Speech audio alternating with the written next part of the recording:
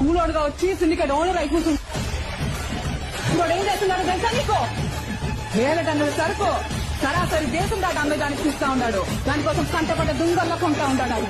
కానీ ఏదో పెద్ద పథకం చేస్తాడు పుష్పగాడు. పొద్దు స్టేషన్ కొన్నోటి స్టేట్ నే కొనిస్తాడు. దాన్ని ఎట్టాగైనా సరే మనం ఆపాలా. కూలోడుగా వచ్చి సిండికేట్ ఓనర్ అయి కూర్చుంది. ఇప్పుడు ఏం చేస్తున్నాడు తెలుసా నీకు?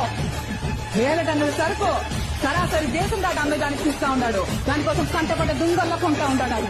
కానీ ఏదో పెద్ద పథకం చేస్తాడు పుష్పగాడు. పొద్దు స్టేషన్ కొన్నోటి స్టేట్ నే కొనిస్తాడు.